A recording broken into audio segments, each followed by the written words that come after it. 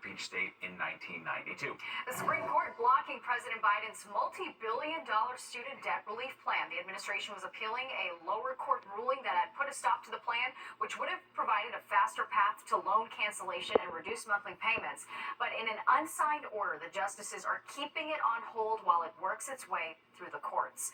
A staggering amount of Social Security numbers may be up for sale on the dark web. The massive breach of a firm that does background checks revealed in a class action lawsuit. All right, so the big question now is, how can you protect yourself? Fox 5 Sharon Crowley breaks down the simple steps you can take.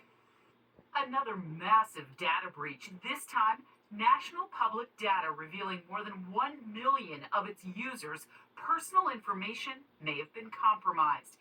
NPA does background checks and was hacked in December. Stolen information includes names, emails, social security numbers, and mailing addresses. First and foremost, freeze your credit.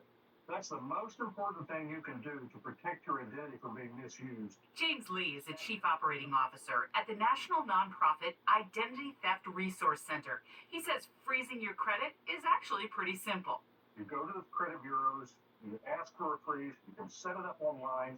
If you need to access your credit at any time, you just unfreeze it and then refreeze it. At the very least, we should all be using a credit monitoring service. When it comes to your Social Security number, we should realize that most people's Social Security number has leaked out over the past few years. Scott Want is with the John Jay College of Criminal Justice. The second thing you really need to do is monitor your credit on a regular basis. One more tip. If you get an email telling you that your information may have been compromised, be wary. I am a huge fan of never clicking on any links that are emailed to me, especially ones that say that my Social Security number has been compromised. These experts say we all need to practice something called good cyber hygiene. If we can't stop cyber thieves, we can at least try to slow them down. Sharon Crowley, Fox 5 News. Well, we already have 2 astronauts stuck at the International Space Station. And now we've got a failure to launch. What's keeping the Polaris Dawn crew on Earth and getting in the way of the first civilian spacewalk? And It's a great holiday weekend for, I guess, this billionaire's crew to get the ultimate holiday in space. Kendall Green, Fox 5 News.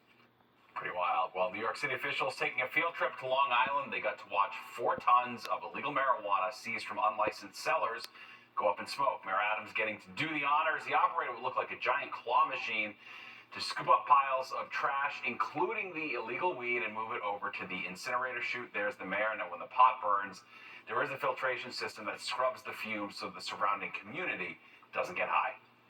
Our stack is about 99.9% water vapor and normal constituents that you would find in normal air that we're breathing right now. So all of the smells and fumes are contained within the process. So far, the NYPD says it's inspected around 4,000 smoke shops and has permanently closed about 1,000. Friends, family, and members of the community gathering at the Cathedral of St. John the Baptist in Paterson to pay their respects to late New Jersey Congressman Bill Pascrell Jr. The Passaic County Democrat served in Congress for more than 2 decades.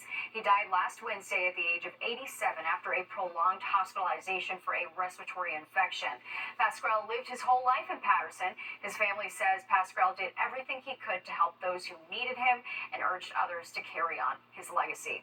Well, September 11th is 2 weeks away, and we're bringing you a story of hope. A man whose upper jaw and teeth disintegrated after aggressive treatment to cure a 9/11 related skin cancer finally has his face and smile back. Fox 5's Linda Schmidt, who extensively covered the 9/11 attacks and aftermath, has more on this medical marvel. When you come here and you come to the hospital, I mean, you think to yourself, my gosh, I have a life because of these people. Yeah, and without them, my life would have been very different. 9/11 changed Edmund Maring's life in ways he never could have imagined. He worked in the financial district. The second plane came banking past our window and never watched it go right into the building. Later, he was running for his life. The Twin Towers collapsed, creating a massive plume of toxic smoke. I ran down towards the East River and very quickly got engulfed in the white smoke.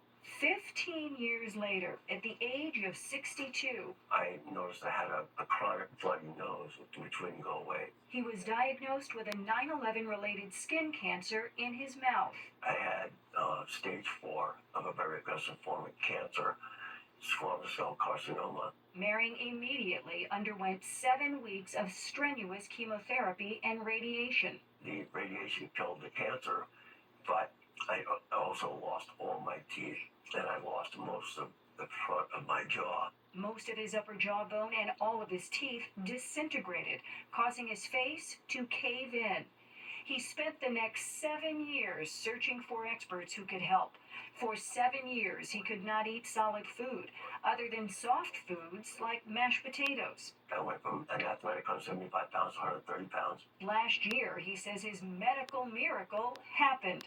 Doctors David Hirsch and Brett Miles with Lenox Hill Hospital, Northwell Health, performed a groundbreaking procedure that they pioneered. They used Mehring's fibula bone from his right leg to reconstruct his jaw. The surgery took nearly 8 hours. We took the fibula bone, placed dental implants into that bone, and then took that bone and put it in the mouth to replace the upper jaw. They grafted it, shaped and grafted it into the shape of up the front of my jaw. He can eat whatever he wants at this point. It's a real game changer for him. Mehring, who is now 70 years old, is sharing his story to help others. This is your life, so don't give up on a solution if you have a problem. On the Upper East Side, Linda Schmidt, Fox 5 News.